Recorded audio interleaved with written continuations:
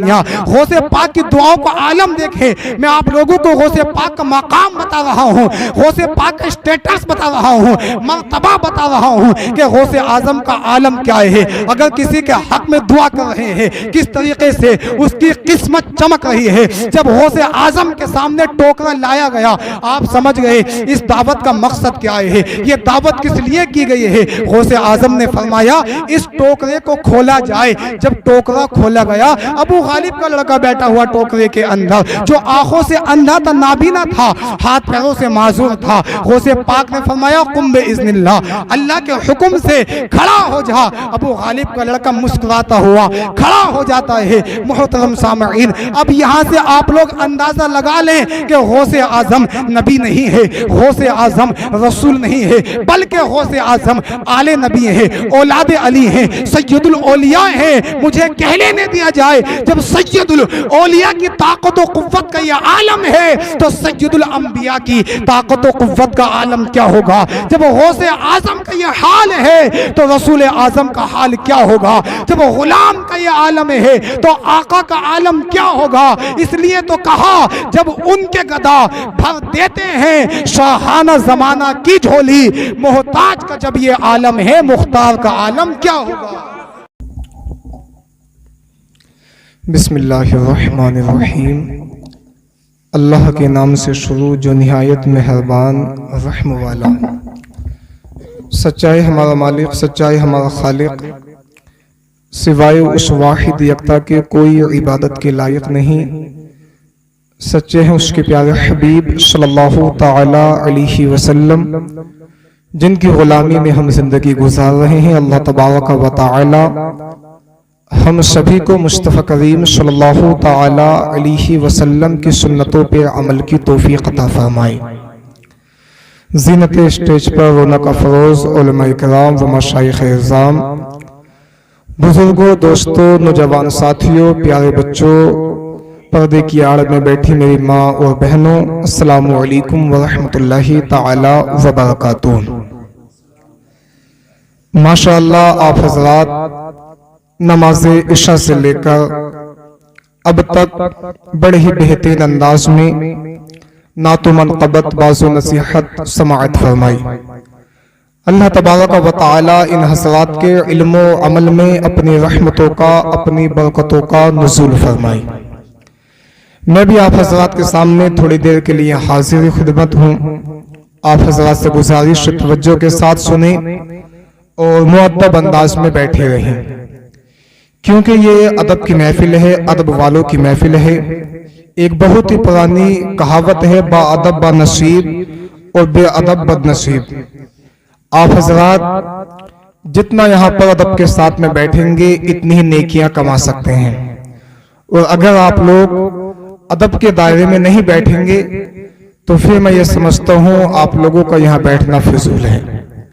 الحمدللہ آج کی یہ بزم, یہ محفل کامیاب ہے, مگر مکمل کامیاب اس وقت ہوگی جبکہ آپ حضرات علماء اکرام کی گفتگو پر عمل کرنے کی کوشش کریں گے. ہمارے ریاست بھائی نے مکان بنایا, گھر بنایا. اللہ تبارک و تعالی شرافت بھائی نے مکان بنایا اور اللہ تبارک و تعالی کا شکرانہ ادا کرنے کے لیے انہوں نے اپنے گھر پر اللہ اور اس کے رسول کے ذکر کو سجایا ہے. اللہ تبارک و تعالی محفل میلاد مصطفیٰ کے صدقہ طفیل اس مکان کو ہر زمینی آسمانی بلاؤں سے محفوظ فرمائی.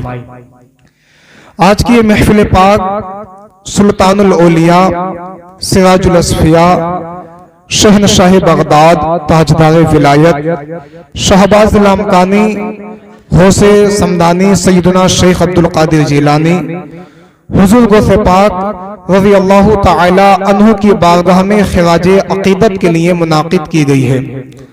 اللہ تبارک و تعالی غوث اعظم کے فیضان سے مالا مال فرمائے, غوث اعظم کا تقوی عطا فرمائے, غوث اعظم کا صدقہ عطا فرمائے. ناظرین کرام, جیسے ہی ربیع الثانی کا مہینہ شروع ہوتا ہے تو تمام عاشقان رسول اپنے اپنے مکانوں پر, اپنے اپنے گھروں پر غوث اعظم کی محفلیں سجاتے ہیں. غوث اعظم کے نام سے نیاز و فاتحہ خوانی کا اہتمام کیا کرتے ہیں. کچھ ایسے ہیں جو آپ کی نسبت سے لنگر تسلیم کرتے ہیں، آپ کی نسبت سے غریبوں کو کھانا کھلاتے ہیں، کچھ ایسے ہیں جو غوث اعظم کا ذکر اپنے گھر پر کرایا کرتے ہیں، غوث اعظم کا ذکر اپنے مکانوں پر کراتے ہیں، آپ کی کرامتیں سنا کرتے ہیں۔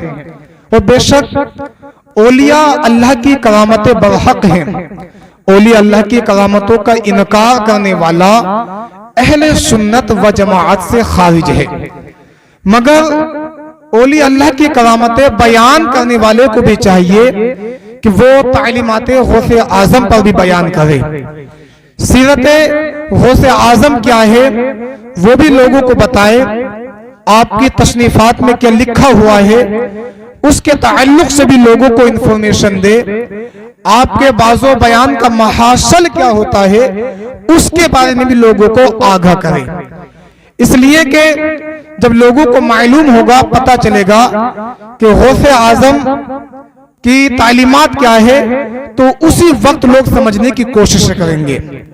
کرامتیں بھی سنی جاتی ہیں، لیکن تعلیمات پر اگر لوگوں کو نہ سمجھایا جائے تو میں یہ سمجھتا ہوں کہ بندہ کرامتوں کے چکر میں ہی رہ جائے گا۔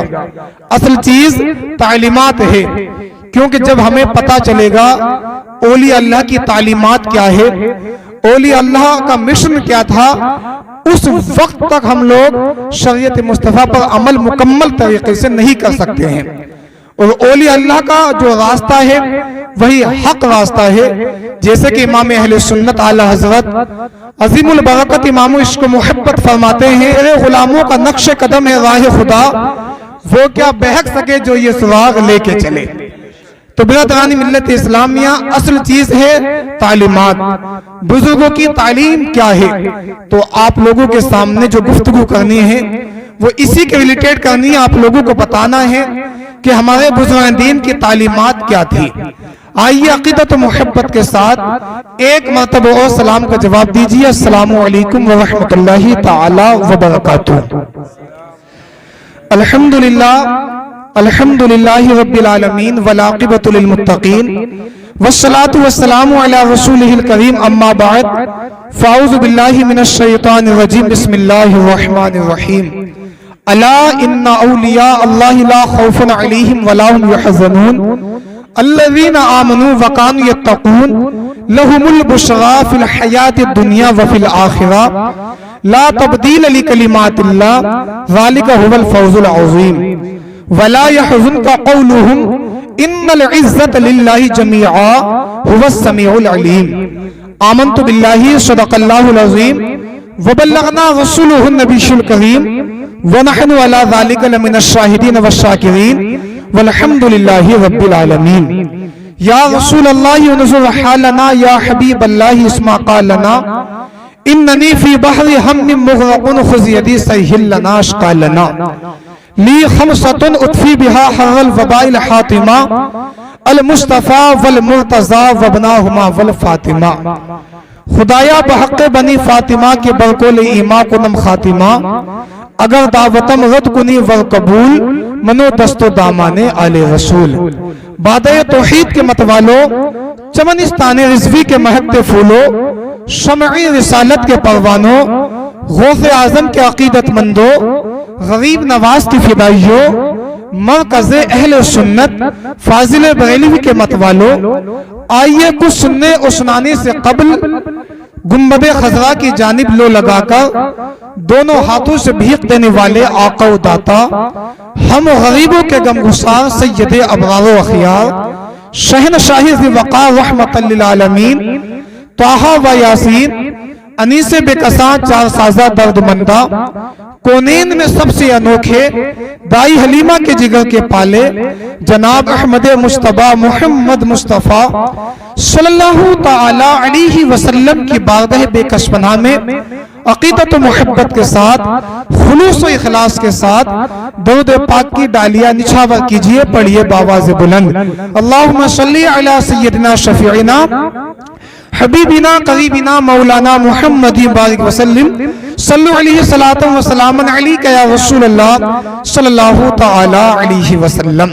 برادران ملت اسلامیہ، درود پاک ہی ایسی چیز ہے، درود پاک کا یہ معاملہ ہے کہ بزم کے اندر جو لوگ بیٹھے ہوئے ہوتے ہیں، یہ ان کا پتہ بتا دیتی ہے کہ لوگ مجبور ہو کر بیٹھے ہوئے ہیں، یہ مسرور ہو کر بیٹھے ہوئے ہیں، یعنی سستی کی حالت میں بیٹھے ہوئے ہیں یا پھر چستی کی حالت میں بیٹھے ہوئے ہیں۔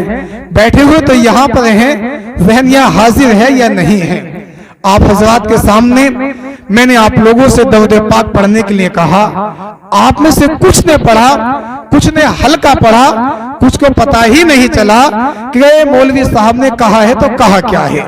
ناظرین کرام، درود پاک کا مقام بہت بلند ہے، بہت اعلیٰ ہے۔ میں آپ لوگوں کو چند لمحوں میں بتاتا ہوا چلوں درود پاک کا مقام کیا ہے، پھر اس کے بعد میں اپنی گفتگو کو شروع کرتا ہوں۔ درود پاک کا مقام آپ یوں سمجھیں، دنیا کے اندر کچھ کام ایسے ہیں جن کو خدا کر سکتا ہے، ہم نہیں کر سکتے۔ مثال کے طور پر زندگی اللہ دیتا ہے، ہم نہیں دے سکتے۔ روزی اللہ دیتا ہے، ہم نہیں دے سکتے۔ موت اللہ دیتا ہے، ہم نہیں دے سکتے۔ عزت اللہ دیتا ہے، ہم نہیں دے سکتے۔ مگر میرے بھائیوں، کچھ کام ایسے ہیں جن کو ہم کر سکتے ہیں، آپ کر سکتے ہیں۔ اللہ تبارک و تعالی ان کاموں سے پاک ہے۔ مثلا نمازیں ہم پڑھتے ہیں، نماز پڑھنے سے اللہ پاک ہے۔ روزے ہم رکھتے ہیں، روزے رکھنے سے بھی اللہ پاک ہے۔ یعنی جتنی بھی عبادتیں ہیں ان سب عبادتوں کو ہم کرتے ہیں، مگر رب تبارک و تعالی ان عبادتوں سے پاک ہے۔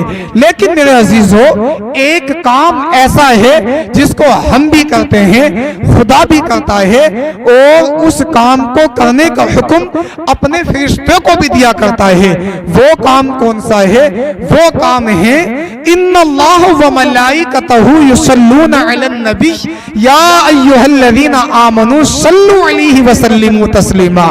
بے شک اللہ اور اس کے ملائکہ، ملائکہ کا معنی فرشتے، بے شک اللہ اور اس کے فرشتے درود بھیجتے ہیں نبی پر، یا ایھا الذین آمنوا صلوا علیہ وسلموا تسلیما۔ اے ایمان والو، تم بھی خوب خوب درود و سلام بھیجو۔ تو ناظرین کرام، یہاں سے پتہ کیا چلتا ہے؟ درود پاک میرے بھائیوں یہ ایسی چیز ہے، ہم ہی نہیں بلکہ رب تبارک و تعالی بھی پڑھتا ہے، اس کے مقرب فرشتے بھی پڑھا کرتے ہیں۔ اب یہاں سے آپ لوگ اندازہ لگا لیں، درود پاک کا معاملہ یہ ہے جس کام کو خود رب تبارک و تعالی کرتا ہے، تو میرے بھائیوں وہ کام کوئی چھوٹا کام نہیں ہوا کرتا ہے، وہ کام بہت اعلیٰ کام ہوا کرتا ہے۔ میرے بھائیوں، میں درود پاک کے تعلق سے آپ لوگوں کو بتاؤں، احادیث کریمہ میں بھی درود پاک کے تعلق سے بڑی فضیلتیں آئی ہیں۔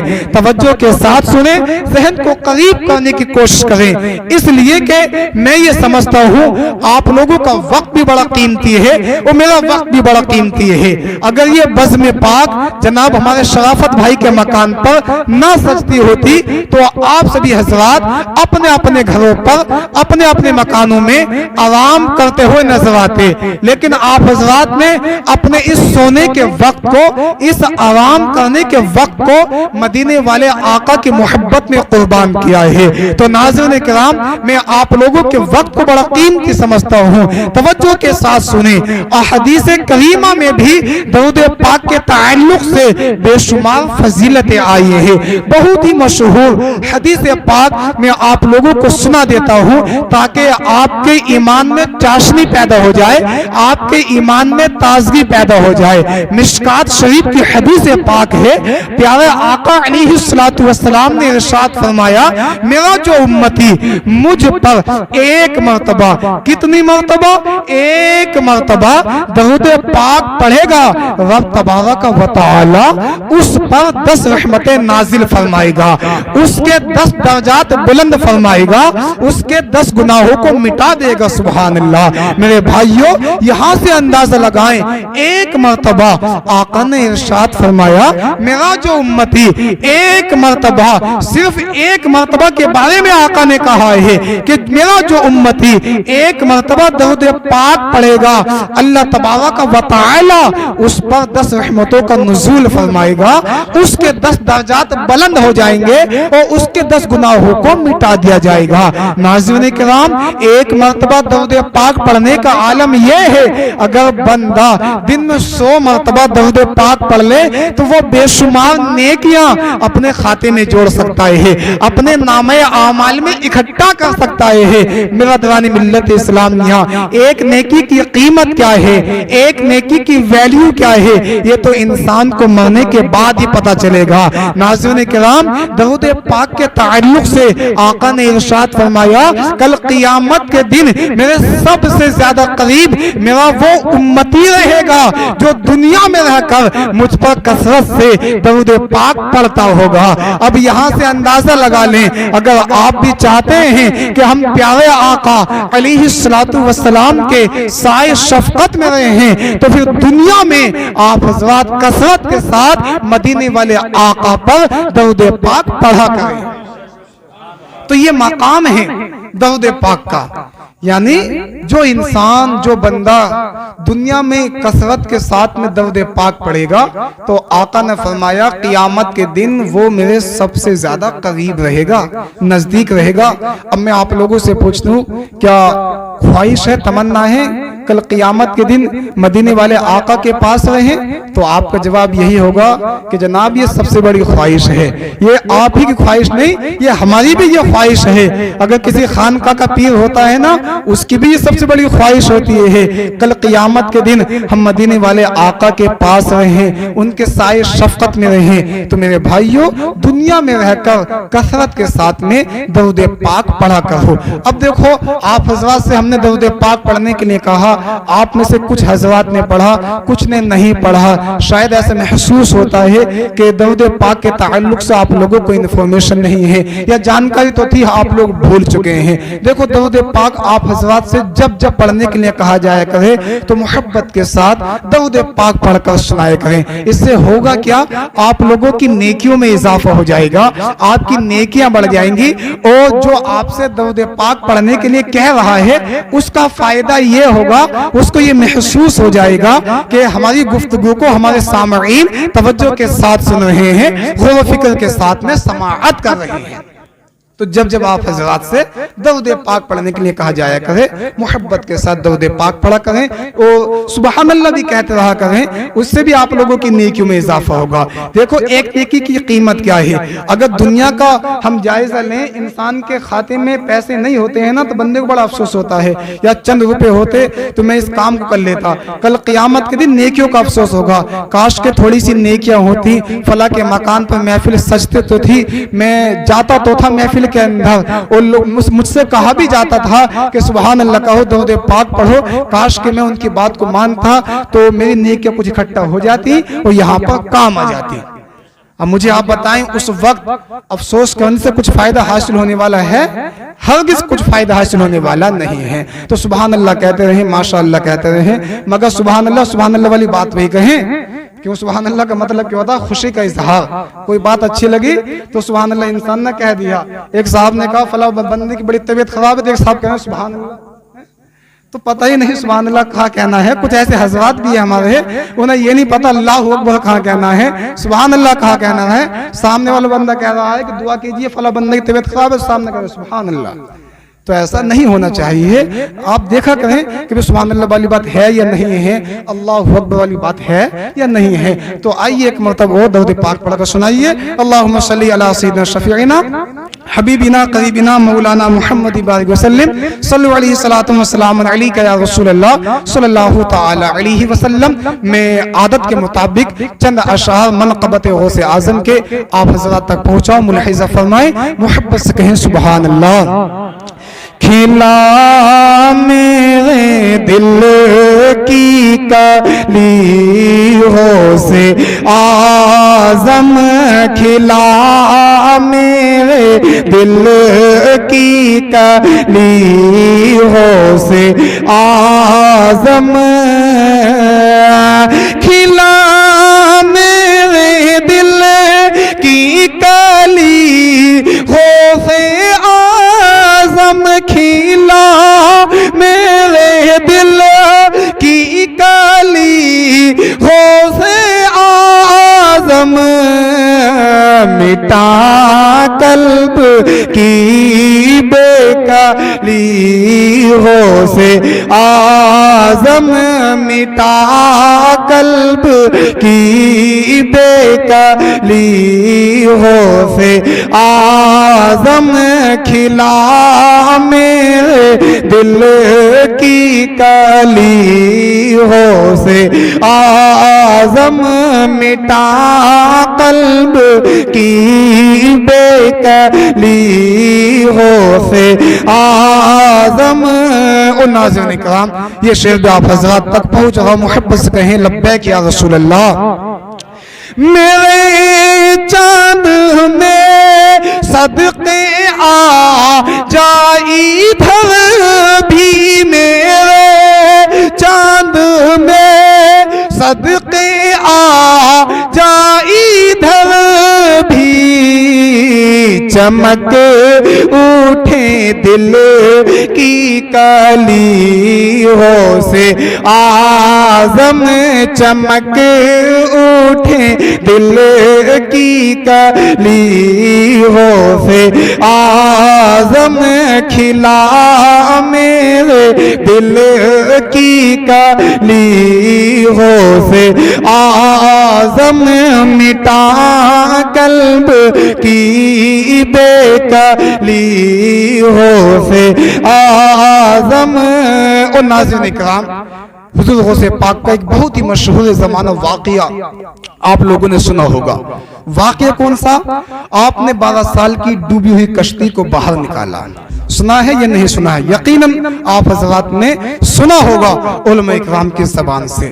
اس واقعے کا کچھ لوگ بڑا انکار کرتے ہیں کہ ایسا کیسا ہو سکتا ہے، 12 سال کی ڈوبی ہوئی کشتی باہر کیسے نکال سکتے ہیں. میں ان لوگوں کو بتانا چاہوں گا کہ جس کو رب تبارک و تعالی اپنے خاص فضل و کرم سے نواز دیتا ہے تو وہ کچھ بھی کر دیتا ہے. جس کے ساتھ میں رب تبارک و تعالی کی رحمت ہوتی ہے، اللہ رب العزت کی برکتیں ہوا کرتی ہیں، اللہ پاک کا فضل ہوا کرتا ہے، تو وہ انسان اگر کسی کے حق میں دعائیں کر دیتا ہے تو اس کی دعاؤں سے تقدیریں بھی بدل جایا کرتی ہیں. برادران ملت اسلامیہ یہ واقعہ بہت ہی مشہور ہے. جب غوث اعظم نماز عصر کے بعد اپنے خادم کے ساتھ میں سیر کے لیے نکلے، گھومنے کے لیے نکلے، تو آپ نے ایک ضعیفہ کو دجلے کے کنارے سے آتا ہوا دیکھا. دجلہ کے کنارے سے وہ ضعیفہ آ رہی تھی، بڑی اداس تھی، غمگین تھی. تو غوث اعظم نے دیکھا تو اپنے خادم کو بھیجا، کہا کہ جاؤ تو صحیح اس ضعیفہ کے پاس جاؤ، یہ اداس کیوں ہے؟ کیا کسی نے اس کو پریشان کیا ہے؟ کیا کسی نے اس کو ستایا ہے؟ اس کو تکلیف پہنچائی ہے؟ اس کے ساتھ میں زیادتی کی ہے، ظلم کیا ہے؟ جاؤ تو صحیح، پوچھ کر تو آؤ، معلوم تو کر کر آؤ. تو غوث اعظم کا خادم اس ضعیفہ کے پاس جاتا ہے. جانے کے بعد معلوم کرتا ہے، اے مائی، اے بوڑھی ماں، تکلیف میں کیوں ہے؟ کیوں اداس ہے؟ کیا کسی نے پریشان کیا ہے، گالی دی ہے؟ تو کہا نہیں اے انسان، مجھے کسی نے گالی نہیں دی ہے، میرا غم، میری تکلیفیں یہ بہت بڑی ہیں، تو میری تکلیف کو نہیں سن سکتا ہے، تو یہاں سے جا سکتا ہے. خادم نے اتنا سنا تو واپس آیا اور غوث اعظم کی بارگاہ میں جب پہنچا، غوث اعظم کے پاس جب پہنچا تو غوث اعظم نے فرمایا، اے میرے خادم کیا ہوا؟ ضعیفہ نے کیا بتایا؟ تو کہا حضور میں نے ضعیفہ سے معلوم کیا تو ضعیفہ نے اس طرح کے الفاظ بولے، اس طرح کے لفظ بولے کہ تو میری پریشانی کو ختم نہیں کر سکتا ہے، دور نہیں کر سکتا ہے، تو اپنا جا کر کام کر. غوث اعظم نے اتنا سنا تو آپ خود گئے. آپ یہ دیکھیں اللہ والے کتنا ادب کرتے ہیں بڑے بوڑھوں کا. ناظرین کرام، اللہ والوں کے نقش قدم پر جو بندہ چلتا ہے، اللہ والوں کا طریقہ جو انسان اپنے اندر داخل کر لیتا ہے تو اس کو جینے کا سلیقہ آ جاتا ہے. غوث اعظم کتنی بڑی شخصیت ہیں، اس ضعیفہ کے پاس خود جاتے ہیں، جانے کے بعد کہتے ہیں مائی کیا تکلیف ہے، پریشانی کیا ہے، کیوں اداس ہے، کم سے کم بتا تو صحیح۔ غوث اعظم نے اتنا کہا۔ اس ضعیفہ نے جب غوث اعظم کی آواز کو سنا تو اس نے نظر اٹھائی، چہرے کو اٹھایا، غوث اعظم کا معصوم چہرہ دیکھا، غوث اعظم کے چہرے میں نورانیت برس رہی ہے۔ کہا اے پوچھنے والے، تو پوچھتا ہے، شاید مجھے تو کوئی نیک بندہ معلوم ہوتا ہے، میں تجھے بتا دیتی ہوں۔ وہ ضعیفہ کہتی ہے کہ میں جوانی کی حالت میں بیوہ ہو گئی تھی، ایک ہی بیٹا تھا، میں نے اس کو پال پوس کر بڑا کیا، میری خواہش تھی کہ میں اس کا نکاح کروں۔ وہ میرے بھائیوں، ہر ماں باپ کی یہ خواہش ہوتی ہے، یہ تمنا ہوتی ہے کہ اولاد ہے تو ماں باپ سوچتے ہیں کہ ہم اپنے اولاد کے ہاتھ پیلے کریں، بہترین طریقے سے جب تک ہم دنیا میں حیات رہیں ہم اپنے جیتے جی اپنے سب بچوں کی شادیاں چاہیں۔ ہر ماں باپ کی خواہش ہوتی ہے، تمنا ہوتی ہے یا نہیں ہوتی ہے؟ تمنا ہوا کرتی ہے۔ ضعیفہ نے کہا کہ میں جوانی کی حالت میں بیوہ ہو گئی تھی، ایک بیٹا تھا، میں نے اس کو پالا پال پوس کا بڑا کیا، اب جیسے ہی میں نے اس کا نکاح کیا اور جب بارات گئی، بارات چلی تو گئی تھی لیکن آتے وقت چند لوگ تو کشتی میں سے اتر گئے تھے، مگر اچانک سے طوفان آتا ہے اور ایسا طوفان آیا کہ وہ بارات کو لے کر ڈوب جاتا ہے۔ اب جب سے وہ منظر میری نگاہوں کے سامنے آتا ہے میری آنکھیں اشکبار ہو جاتی ہیں، کبھی تو مجھے اپنے بیٹے کی صبح کے وقت میں یاد آتی ہے، کبھی شام کے وقت میں یاد آتی ہے، اور میں جب بھی اس دجلہ کے کنارے سے آتی ہوں تو مجھے اپنے بیٹے کی یاد آ ہی جاتی ہے۔ غوث اعظم نے اتنا سنا تو کہا اے مائی گھبراتی کیوں ہیں، ٹینشن کیوں لیتی ہے، اداس کیوں ہیں، اب تو نے اپنی پریشانی جانتی ہے کس کو بتائی ہے، میں تیری پریشانی کو حل کروں گا۔ حضور غوث اعظم نے 2 رکعت نماز پڑھی، مصلی بچھاتے ہیں، نماز پڑھتے ہیں، اللہ تبارک و تعالی کی بارگاہ میں دعا کرتے ہیں تو آواز آئی اے عبدالقادر، اے میرے پیارے تو مانگ کیا رہا ہے، دیکھ تو صحیح 12 سال ہو چکے ہیں کشتی کو ڈوبے ہوئے، جو لوگ ڈوب گئے تھے ان کا تو ماس بھی گل چکا ہے، مچھلیوں نے اپنی غذا بنا لیا ہے، جو ہڈیاں تھی وہ زمین کے اندر پیوست ہو چکی ہیں، پانی کے ملبے میں مل چکی ہیں، مچھلیوں نے غذا بنا لیا ان لوگوں کو، اور ان مچھلیوں کو زندہ لوگوں نے اپنی غذا بنا لیا ہے۔ اے میرے عبدالقادر تو مانگ کیا رہا ہے؟ غوث اعظم نے اتنا سنا تو کہا اے مولا تو کریم ہے، تو رحیم ہے، تیرے لیے کون سی بڑی بات ہے، تو چاہے تو کچھ بھی کر سکتا ہے۔ آواز آئی اے عبدالقادر ہمیں تیرے یہی تو ادا پسند ہے۔ غوث اعظم نے یہ دعا کی تو برادران ملت اسلام یہاں کشتی اوپر کو تیرتے ہوئے نظر آتی، سبحان اللہ۔ ضعیفہ نے اتنا سنا تو کہا کہ اب میرے جو یہ 12 سال ہیں جو غم میں گزرے ہیں، جو تکلیفوں میں گزرے ہیں، ان کا کیا ہوگا؟ اب میں اپنی پوتی پوتوں میں کس طرح سے کھیل کھیلوں گی، کس طریقے سے ان کے میں دل بہلاؤں گی؟ غوث پاک نے فرمایا جو تیرے 12 سال غم میں گزرے ہیں، جا میں نے خدا پاک کی بارگاہ میں دعا کر دی، تیرے 12 سال کو رب تبارک و تعالی نے اور بڑھا دیا۔ تو جب شاعر نے یہ منظر دیکھا تو شعر پیش کیا، محبت سے کہیں یا غوث، جو ڈوبی تھی کشتی وہ دم میں نکالی، جو ڈوبی تھی کشتی وہ دم میں نکالی، جو ڈوبی تھی کشتی وہ دم میں نکالی، جو ڈوبی تھی کشتی وہ دم میں نکالی، تجھے ایسی قدرت ملی غوث اعظم، تجھے ایسی قدرت ملی غوث اعظم، کھلا میرے دل کی کلی غوث اعظم، مٹا قلب کی بے کلی غوث اعظم۔ اور عزیزان گرامی یہ آخری شعر میں آپ حضرات تک پہنچ رہا ہوں، ملاحظہ فرمائیں، محبت سے کہیں لبیک یا رسول اللہ۔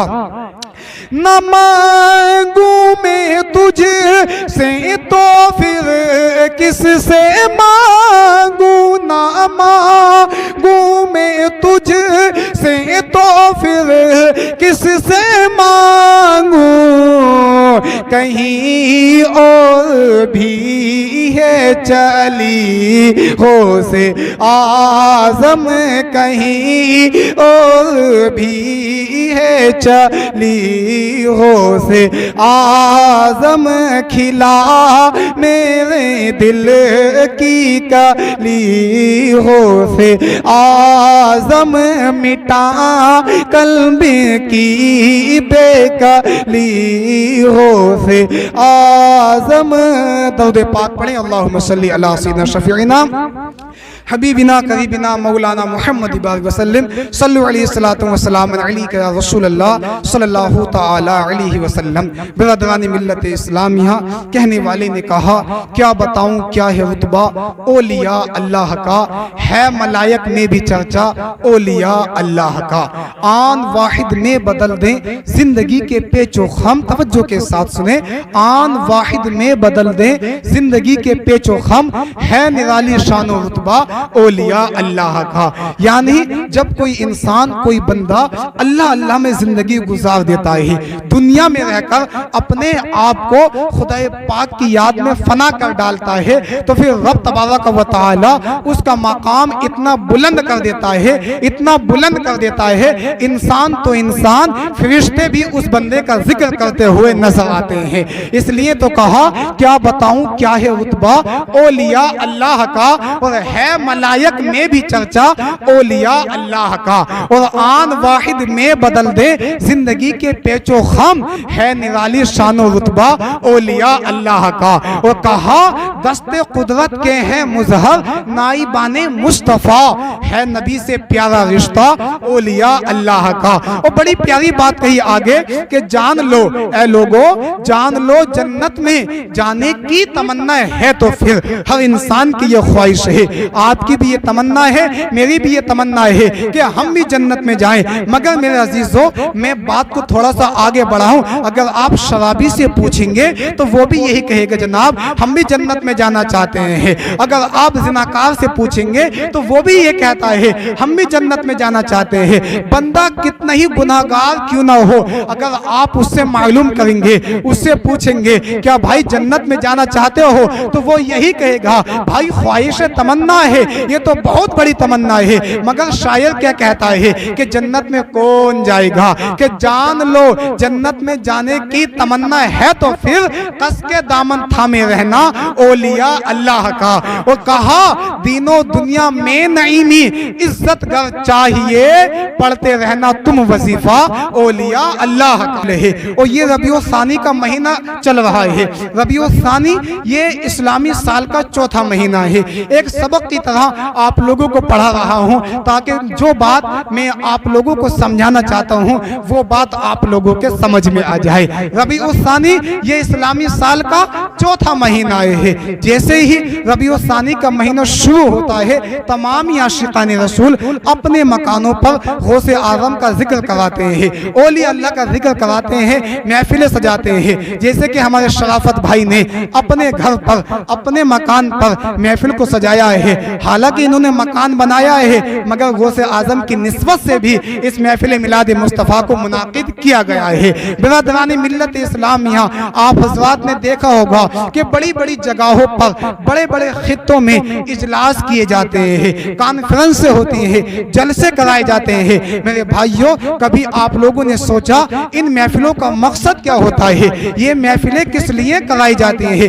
جلسوں کا مطلب کیا ہوتا ہے؟ ناظرین کرام، اولیاء اللہ کی محفلیں اس لیے سجائی جاتی ہیں تاکہ لوگوں کو معلوم ہو جائے، تاکہ لوگوں کو پتہ چل جائے کہ جناب ہمارے بزرگان دین نے کس طریقے سے رب تبارک و تعالی کو راضی کیا ہے، ہم بھی پھر اسی طریقے سے خدا پاک کو راضی کریں۔ برادران ملت اسلامیہ، یوں کہہ لیا جائے محفل میلاد مصطفیٰ اس لیے سجائی جاتی ہے تاکہ انسان اللہ اور اس کے رسول کے فرمان کو سن لے اور عمل کرنے کی کوشش کر لے۔ محفلیں اس لیے سجائی جاتی ہیں تاکہ بندہ نیکیاں جمع کر لے، نیکیاں اکٹھا کر لے۔ یوں کہہ لیا جائے، بات کو تھوڑا سا آگے بڑھا لیا جائے تو یہ محفلیں اس لیے سجائی جاتی ہیں تاکہ ایک انسان میں انسانیت آ جائے. ایک خطیب آپ کے یہاں پر آتا ہے، مخاطب اس کا انسان ہوا کرتا ہے. ایک شاعر کی شاعری کا مخاطب انسان ہوا کرتا ہے.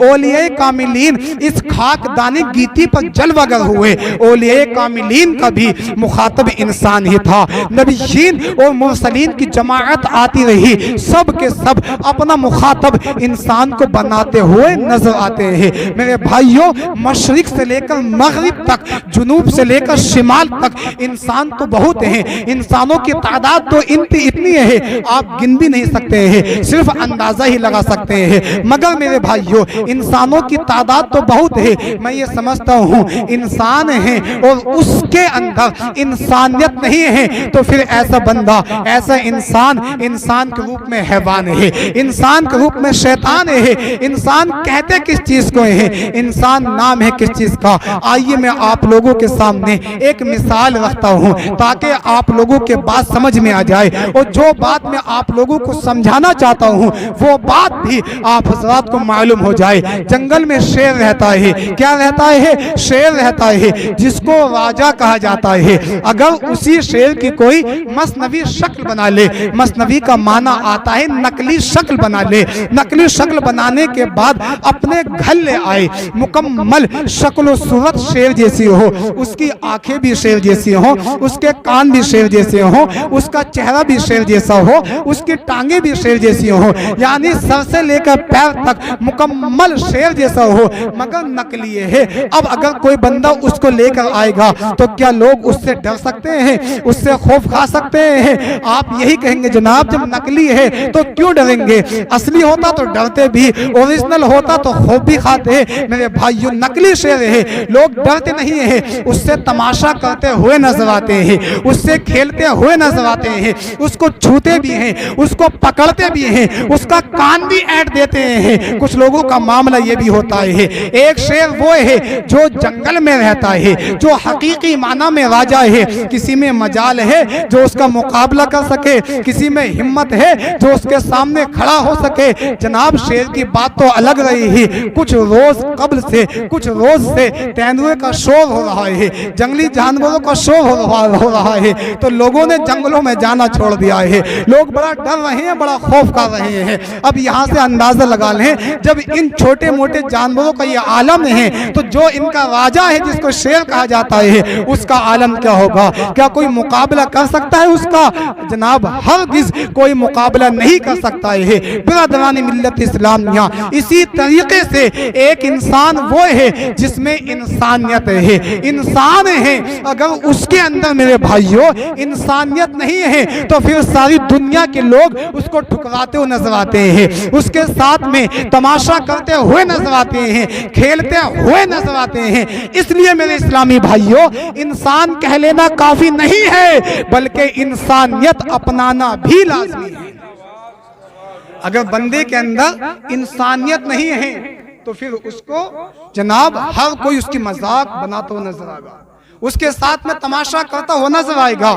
برادران ملت اسلامیہ، انسان کہہ لینا کافی نہیں ہے بلکہ انسانیت اپنانا بھی لازمی ہے، اور انسانیت ہی یہ سب سے اہم چیز ہے. اگر بندہ اپنوں سے بڑوں کا ادب و احترام نہیں کر رہا ہے تو برادران ملت اسلامیہ پھر ایسا انسان کہلانے کے لائق نہیں ہے. انسان کہتے کس چیز کو ہے میرے بھائیوں؟ انسان نام ہے دو چیزوں سے مرکب ہونے کا، دو چیزوں کا آپس میں ملنے کا. ایک ہے جسم اور ایک ہے روح. کیا ہے؟ ایک ہے جسم، ایک ہے روح. اب مجھے ایمانداری کے ساتھ بتائیں، اگر انسان کے جسم میں چوٹ لگ جاتی ہے تو اس بندے کا جسم شکایت درد کی کرتا ہے یا نہیں کرتا ہے؟ یقیناً اگر کسی بندے کے جسم میں چوٹ لگ جاتی ہے تو اس کا جسم درد کی شکایت کرنے لگتا ہے. یہاں تک دیکھا گیا ہے اگر بندے کے سر میں درد ہوتا ہے انسان کو احساس ہو جاتا ہے، بندے کی ٹانگوں میں ہڑکن ہوتی ہے انسان کو معلوم ہو جاتا ہے، بندے کہ جسم کے اعضاء کے کسی بھی حصے میں اگر درد ہوتا تکلیف ہوتی ہے تو انسان کو احساس ہو جاتا ہے۔ برادران ملت اسلامیہ، بندہ اپنے جسم کے علاج کے لیے بڑے بڑے حکیموں کے پاس جاتا ہے، طبیبوں کے پاس جاتا ہے۔ اگر خدا نے اس کو دولت سے نوازا ہے، پیسے سے نوازا ہے، تو انسان جسم کے علاج کے لیے جناب دہلی تک چلا جاتا ہے۔ اگر خدا نے زیادہ دولت دی ہے تو بندہ پٹنہ تک چلا جاتا ہے، الہ آباد چلا جاتا ہے۔ اگر زیادہ دولت خدا نے اس کو دیے ہیں تو وہ انسان جسم کے علاج کے لیے باہر کی کنٹریوں میں چلا جاتا ہے، باہر کے ملکوں میں جاتا ہے، جانے کے بعد اپنے جسم کا علاج کرواتا ہے، امریکہ چلا جاتا ہے، لندن چلا جاتا ہے، انگلینڈ چلا جاتا ہے۔ انسان کی سوچ کیا ہے، انسان کی فکر کیا ہے؟ بندے کی سوچ بس یہ ہے پیسہ کتنا ہی کیوں نہ اٹھ جائے، بس میں ٹھیک ہو جاؤں۔ اگر میرا جسم صحیح سلامت ہے تو میں کچھ بھی کر سکتا ہوں۔ اسی طریقے سے اولاد بیمار ہوتی ہے تو جناب ماں باپ دولت خرچ کر دیتے ہیں، اپنا سب کچھ اولاد کو بچانے کے لیے قربان کر دیتے ہیں۔ آپ لوگوں نے ایسی مثالیں دیکھی بھی ہوں گی، جناب ماں باپ نے اولاد کو بچانے کے لیے بڑا پیسہ خرچ کیا مگر اولاد بچ نہیں پائی ہے۔ کیونکہ میرے بھائیو، انسان کو دنیا سے جانا ہے۔ بتانا آپ لوگوں کو یہ چاہتا ہوں کہ جناب ہمارے جسم بیمار ہوتا ہے تو ہمیں احساس ہو جاتا ہے، ہمیں پتہ چل جاتا ہے جب ہمارے جسم میں چوٹ لگتی ہے۔ مگر مجھے آپ حضرات ایمانداری کے ساتھ بتائیں، اگر اس جسم سے روح نکل جائے تو کیا اس جسم کی کوئی قیمت ہوگی؟ آپ کہیں گے جناب جب جسم سے روح نکل چکی ہے تو جسم کی قیمت کیا ہے؟ جسم بے جان ہو جاتا ہے، جسم کی کوئی قیمت نہیں ہوا کرتی ہے۔ میرے بھائیوں، اسی طریقے سے یاد رکھیں، اصل چیز جو ہے وہ روح ہے، روح ہی اصل طاقت ہے۔ میرے بھائیوں، یہ روح اس قدر طاقت بھرے ہے، انسان کے جسم کو حرکت بھی دے رہی ہے، انسان کے جسم کو متحرک بھی کر رہی ہے۔ لیکن اس روح کی طاقت کا یہ عالم ہے، اس روح کی باریکی کا یہ عالم ہے، یہ روح اس قدر نازک ہے، انسان کے جسم سے نکل بھی جاتی ہے، بندے کو احساس تک نہیں ہوتا ہے، انسان کے جسم سے ہٹ بھی جاتی ہے، انسان کو پتہ بھی نہیں چلتا ہے۔ تو معلوم کیا ہوا؟ اصل چیز جو ہے وہ روح ہے، بندے کے جسم میں روح ہوتی ہے، انسان کے جسم کی قیمت ہوتی ہے، انسان کے جسم کی ویلیو ہوتی ہے، اور جب روح نکل جاتی ہے تو بندے کا جسم بے جان ہو جایا کرتا ہے۔ برادران ملت اسلامیہ، آپ حضرات نے دیکھا بھی ہوگا ایک چارپائی پر ایک جنازہ لیٹا ہوا ہے، وہ انسان جو کل تک آپ لوگوں کے ساتھ میں کھاتا بھی تھا، آپ کے ساتھ میں ہر میٹنگ میں شامل بھی ہوا کرتا تھا، آپ کے ساتھ میں ہر پروگرام میں ہر فنکشن میں رہا کرتا تھا، لیکن آج لے جانے والے اس کو قبرستان کی طرف لے کر جا رہے ہیں۔ اعلیٰ حضرت امام اہل سنت فرماتے ہیں، ہائے غافل وہ کیا جگہ ہے جہاں 5 جاتے ہیں 4 پھرتے ہیں۔ وہ کہنے والی نے تو یوں کہا تھا کہ دنیا میں رہ کر دنیا بنانے والے خدا کو بھول جانے والوں، یاد رکھو یہ زندگانی 2 دن کی ہے، ہر انسان کو اس دنیا سے جانا ہے۔ دنیا میں دیکھ انسان 2 دن کی زندگی ہے، 2 دن کے بعد تیری دنیا سے رخصتی ہے، اور دنیا کی جستجو میں بھولا ہے کیوں خدا کو، مرنے کے بعد تیری چھوٹی سی کوٹھری ہے، اور گزرے نہ عمر جس کی اسلام کی راہوں پر، میری نظر میں اس کی بیکار زندگی ہے۔ تو برادران ملت اسلامیہ، یاد رکھیں آپ حضرات، بتانا آپ لوگوں کو یہ چاہتا ہوں، کہنا آپ لوگوں سے یہ چاہتا ہوں، جس طریقے سے ہم اپنے جسم کا علاج کراتے ہیں، ہمارا جسم بیمار پڑ جاتا ہے، ہم ڈاکٹروں کے پاس جاتے ہیں، طبیبوں کے پاس جاتے ہیں، اسی طریقے سے اس روح کا بھی علاج کرایا جائے۔ اب آپ لوگ کہیں گے جناب جسم بیمار ہوتا ہے تو ہمیں احساس ہوتا ہے، ہمیں پتہ چل جاتا ہے یہ روح بیمار ہے، ہمیں کیسے پتہ چلے گا؟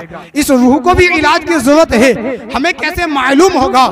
مجھے یقیناً آپ حضرات کے ذہن میں یہ بات کھٹک رہی ہوگی، اور میرے بھائیوں میں بتاتا چلتا ہوں کہ روح کیسے بیمار ہوتی ہے، کیسے پتہ لگائیں کہ ہماری روح بیمار ہو چکی ہے۔ یاد رکھیں آپ حضرات، اگر آپ شریعت مصطفیٰ کی بغاوت کر رہے ہیں تو سمجھ لیں آپ کی روح بیمار ہو چکی ہے، اگر آپ ماں باپ کی توہین کر رہے ہیں تو سمجھ لیں آپ کی روح بیمار ہو چکی ہے، اگر آپ کا دل ناجائز کاموں میں لگ رہا ہے تو سمجھ لینا آپ کی روح بیمار ہو چکی ہے، اگر آپ وہ کام کر رہے ہیں جس کام سے خدا ناراض ہوتا ہے تو میرے بھائیوں سمجھ لینا آپ کی روح بیمار ہو چکی ہے، اس روح کو علاج کی ضرورت ہے۔ اب آپ کہیں گے جسم کے علاج کے لیے ہم حکیم حکیموں کے پاس جاتے ہیں, طبیبوں کے پاس جاتے ہیں, ڈاکٹروں کے پاس جاتے ہیں. اس روح کے علاج کے لیے ہم کہاں جائیں, کس جگہ جائیں؟ تو میرے بھائیو سنو, جسم کے علاج کے لیے حکیموں کے پاس جاؤ, طبیبوں کے پاس جاؤ, اور روح کی علاج کے لیے اللہ تبارک و تعالیٰ کے گھر میں جاؤ.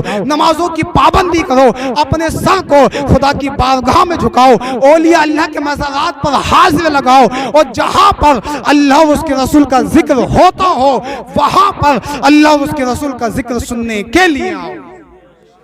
جب آپ یہ کام کریں گے تو میرے بھائیو آپ کی روح بھی نکھر جائے گی اور آپ کا جسم بھی نکھر جائے گا.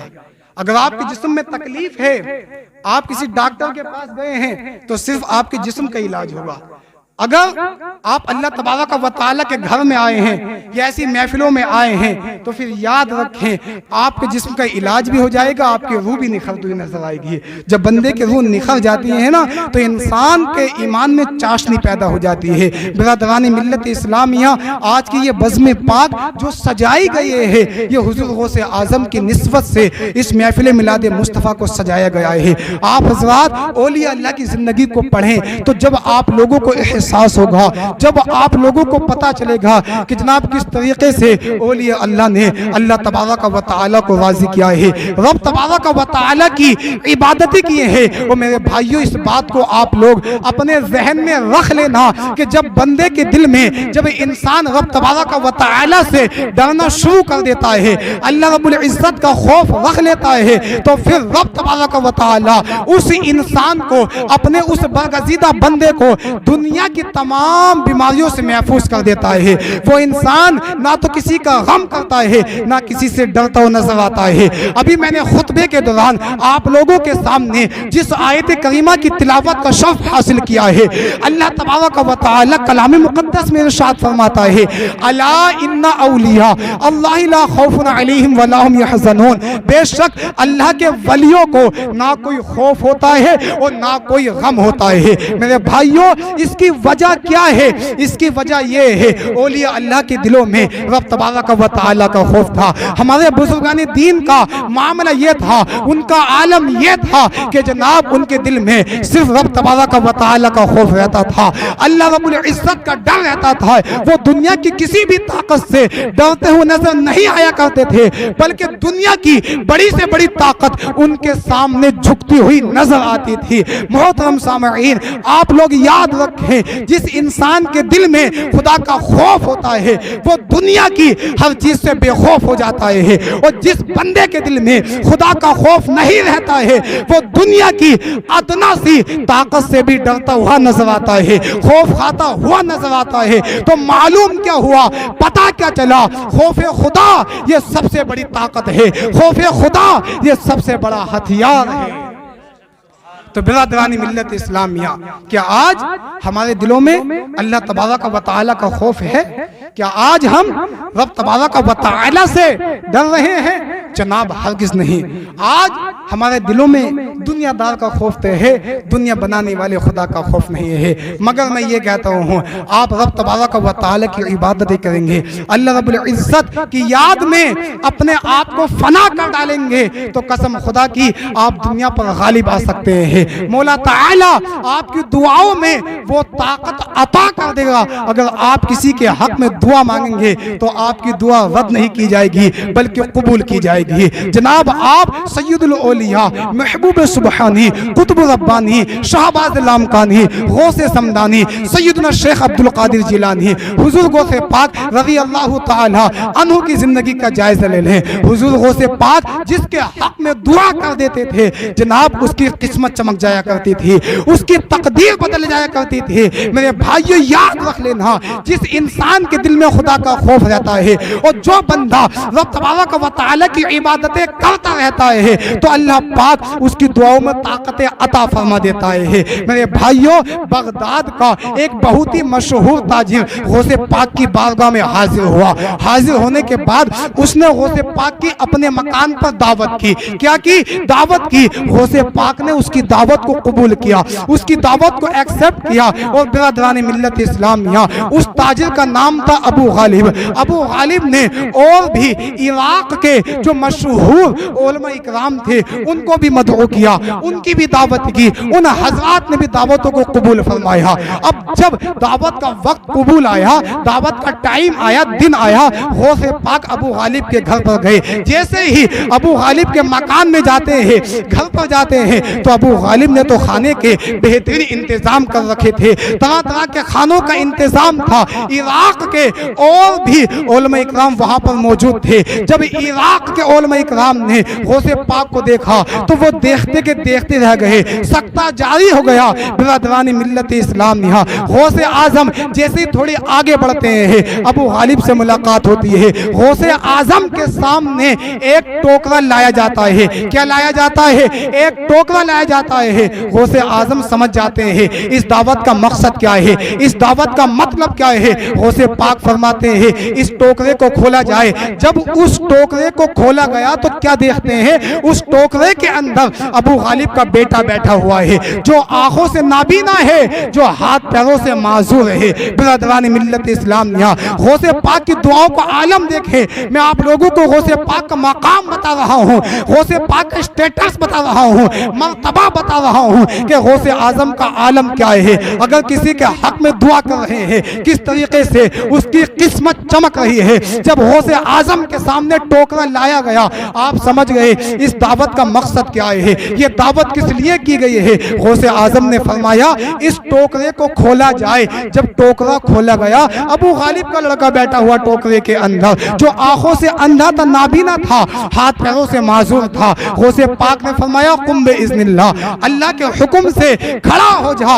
अबू गालिब का लड़का मुस्कुराता हुआ खड़ा हो जाता है। मोहतरम सामईन, अब यहाँ से आप लोग अंदाजा लगा लें कि गौसे आजम नबी नहीं है, गौसे आजम रसूल नहीं है, बल्कि गौसे आजम आले नबी है, औलाद अली है, सैयदुल औलिया है। मुझे कह लेने दिया जाए, जब सैयदुल औलिया की ताकत और कुव्वत का ये आलम है, तो सैयदुल अंबिया की ताकत और कुव्वत का आलम क्या होगा। जब गौसे आजम का ये हाल है, तो रसूल आजम का हाल क्या होगा। जब गुलाम का ये आलम है, तो आका का आलम क्या होगा।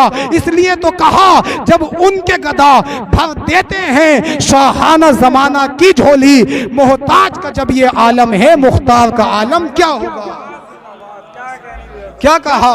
जब उनके गदा भर देते हैं शाहाना जमाना की झोली, मोहताज का जब ये आलम है, मुख्तार का आलम क्या होगा।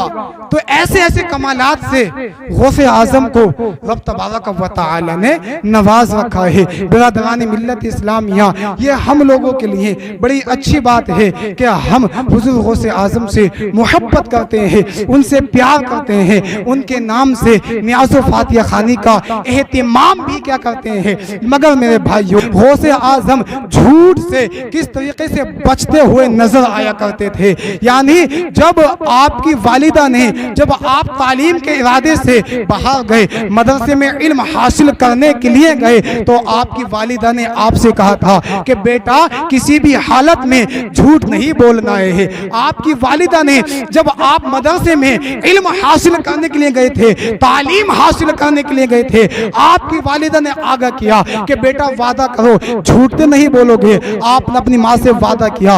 अब ये बात कहने के बाद गौसे आजम काफिले के साथ इल्म हासिल करने के लिए निकल जाते हैं। आप हजरात ने इस वाक़ये को सुना होगा, यकीनन सुना होगा। बिरादरानी मिल्लत इस्लामिया, डाकुओं ने गौसे आजम जिस काफिले के साथ में चल रहे थे, तो डाकुओं ने उस काफिले पर हमला कर दिया।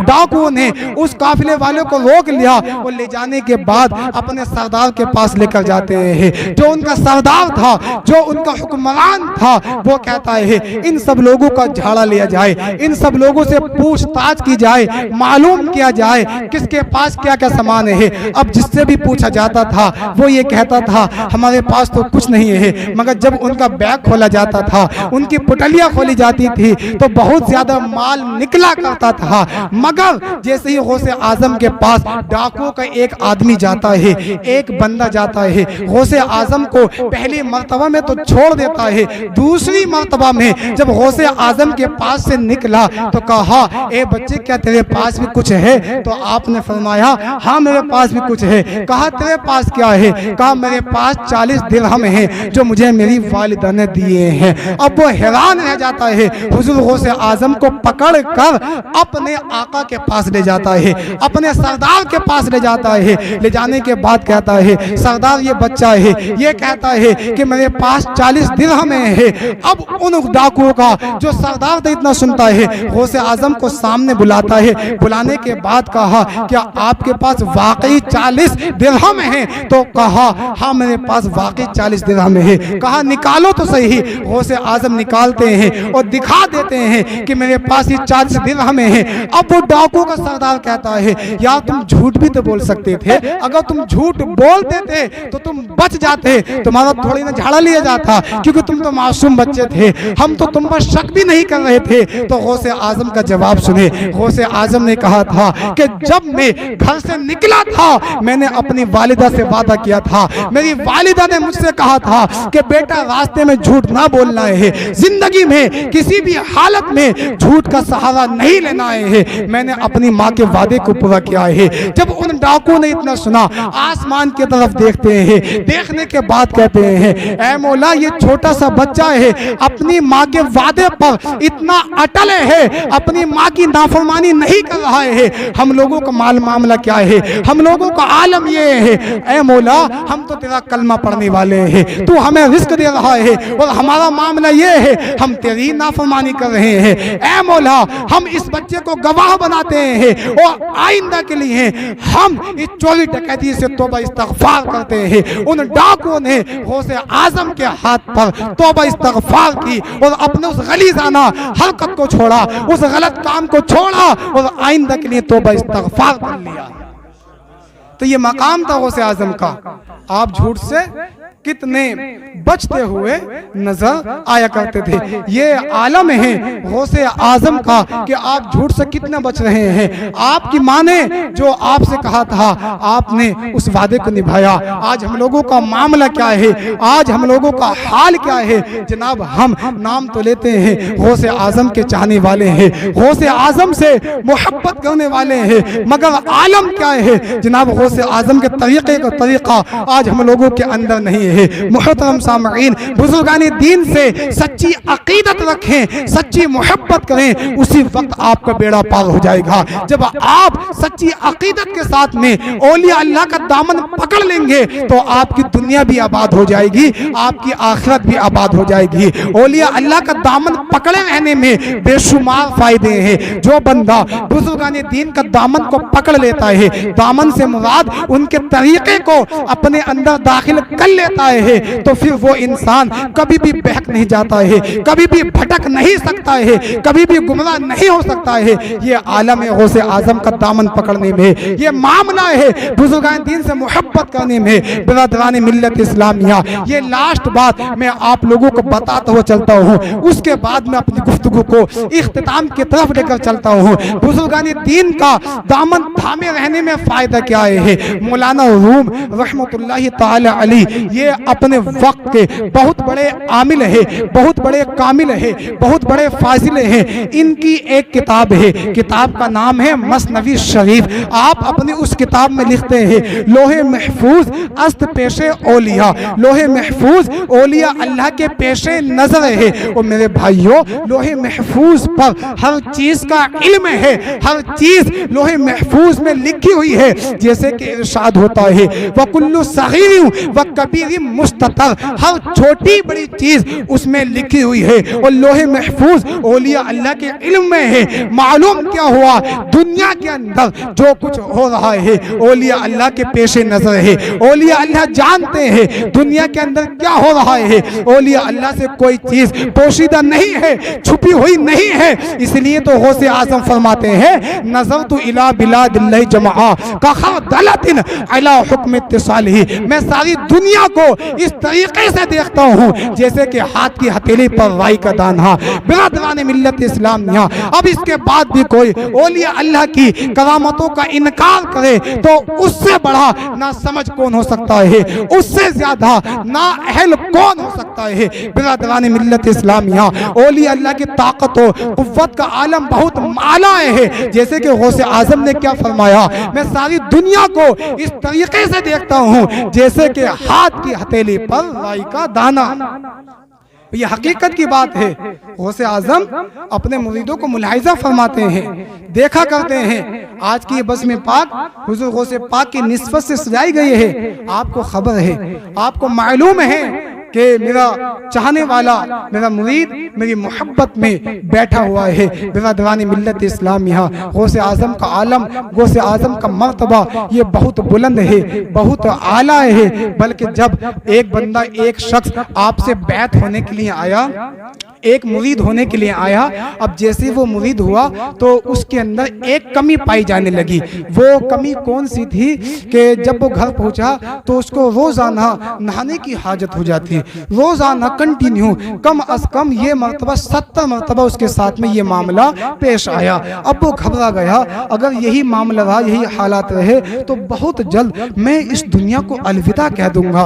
वो हुजूर गौसे पाक की बारगाह में हाजिर होता है और अदब के साथ में अर्ज करता है कि हुजूर मैं जब से आपसे बैत हुआ हूँ तो एक कमी मेरे अंदर पाई जाने लगी है। गौसे पाक ने फरमाया, कमी पाई जाने लगी है कि बता तो सही ऐ मेरे मुरीद, मेरे चाहने वाले, वो कमी क्या है, वो कमी कौन सी है। तो वो मुरीद कहता है, हुजूर जब से आपसे बैत हुआ हूँ तो 70 मरतबा मुझको इहतिलाम हो चुका है, नहाने की हाजत हो चुकी है। गौसे पाक ने इतना सुना तो कहा कि बस अब तेरा काम हो गया। वो घबरा गया कि मेरा काम हो गया, कि हुजूर मैं समझा नहीं, मेरा काम हो गया।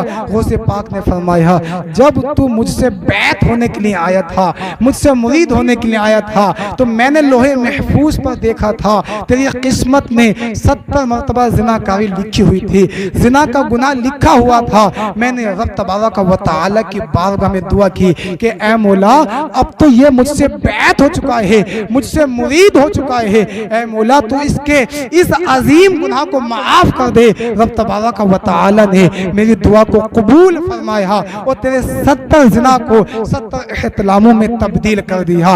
इसलिए तो कहने वाली ने कहा, तेरे हाथ में हाथ मैंने दिया है, तेरा हाथ है लाजिया गौसे आजम, और निगाहे वली में वो तासीर देखी, बदलती हजारों की तकदीर देखी। तो बिरादरानी मिल्लत इस्लामिया, सच्ची अकीदत रखिए, सच्ची मोहब्बत कीजिए, सुबह के वक्त में उठिए, रब तबारक व तआला की हम्द व सना बयान कीजिए, क्योंकि ये जो आप लोगों का वक्त है बड़ा ही कीमती वक्त है। अपनी ज़िंदगी को पहचानिए, इंसान दुनिया में आया है, दुनिया से जाना है। रब तबारक व तआला की इबादत कर लोगे तो दुनिया में भी फ़ायदे में रहोगे और आखिरत में भी फ़ायदे में रहोगे। आज लोग कहते हैं जनाब कि झूठ के बिना तो काम ही नहीं चलेगा, नमाज़ें पढ़ें या काम काज करें, बात समझ में नहीं आती है। मेरे भाइयों, आज के पुरफतन पुरआशोब दौर में जो लोगों का जहन चेंज हो चुका है, माइंड बदल चुका है कि जनाब दुनिया के अंदर बस रहना है, खाना है, कमाना है, बस यही सब कुछ है, यही कामयाबी का राज है। मेरे भाइयों याद रखें, ये सब चीज़ें कामयाबी का राज नहीं है। जो लोगों का जहन है कि जनाब हमें ज़मीन खरीदनी, प्रॉपर्टी, हालांकि इन सब चीज़ों को मैं मना नहीं कर रहा हूँ। कभी आप हजरात ये समझें कि जनाब ये तो फ़कीर बनाने के चक्कर में लगे हुए हैं, तो कहने का मतलब मेरा ये नहीं है। कहना ये चाहता हूँ कि आप दुनिया में रहें, अगर खुदा ने आपको दौलतों से नवाजा है तो उसका शुक्र अदा करें, अगर दौलत नहीं है फिर भी उसका शुक्र अदा करें। मैं तो दुआ करता हूँ अल्लाह पाक तमाम मुसलमानों को करोड़पति बनाए, लखपति बनाए, इतना बैंक बैलेंस पास में हो जाए कि वो कभी भी किसी के आगे हाथ न फैलाएं। क्योंकि मैं भी ये समझता हूँ, मैं भी ये जानता हूँ कि अगर बंदे के पास पैसा ना होता है तो अपना भी बोलने के लिए तैयार नहीं रहता है। इस दौर में जनाब इज्जत उसी की हो रही है जिसके पास मोटा पैसा है, उस जिसके पास बैंक बैलेंस अच्छा है, उसी को लोग सलाम कर रहे हैं। तो मैं भी समझता हूँ कि इस दौर के अंदर पैसे की बड़ी कीमत है। जिसके पास पैसा होता है, जो माला माल होता है, उसी की इज्जत की जाती है। मगर मेरे भाइयों, कहना यह चाहता हूँ कि दुनिया में दौलत कमाओ, दौलत देने वाले खुदा को ना भूल जाओ। क्योंकि हमारा इस्लाम, हमारा मजहब तरक्की करने से मना थोड़ी थोड़ी ना करता है, बल्कि हमारा दीन तो ये कहता है खूब बुलंदी हासिल करो, खूब कामयाबी हासिल करो, खूब आगे बढ़ो। मगर दीन ये भी कहता है, इस्लाम ये भी कहता है, जब तुम्हारी दौलतों का मुकाबला, जब तुम्हारे बैंक बैलेंस का मुकाबला, जब तुम्हारी तिजोरियों का मुकाबला दीन मुस्तफा से हो जाए, तो उस वक्त इन सब चीजों को ठुकरा देना और आगे बढ़कर दीन मुस्तफा को चूम लेना। ये पैगाम देता है इस्लाम। ये थोड़ी ना कहता है कि जनाब आप जो है फकीराना लिबास में जिंदगी गुजारो। अगर आप सादगी में जिंदगी गुजार रहे हैं तो अच्छी बात है। हालांकि सहाबा इकराम को देखें आप हज़रात, बड़े बड़े अमीर, बड़े बड़े करोड़पति सहाबा इकराम इस दुनिया से गुजरे हैं। आज के इंसान की दौलत की जहां इंतहा होती है, वहां से हजरत उस्मान गनी की दौलत की इब्तिदा हुआ करती है। ऐसे ऐसे सहाबी रसूल इस दुनिया से मेरे भाइयों तो गुजरे हैं। दुनिया में दौलत भी कमाओ, दौलत देने वाले खुदा की भी इबादत करते रहो। अल्लाह रब्बुल इज्जत कलाम मुक़द्दस में इरशाद फरमाता है, इल्लल्लज़ीना ताबू व अस्लहू व बय्यनू फउलाइका अतूबु अलैहिम व अना तव्वाबुर रहीम। वो लोग जो अपनी गलती को सही करें, मैं उनकी तौबा को कबूल फरमाऊंगा, मैं ही बड़ा तौबा कबूल करने वाला मेहरबान।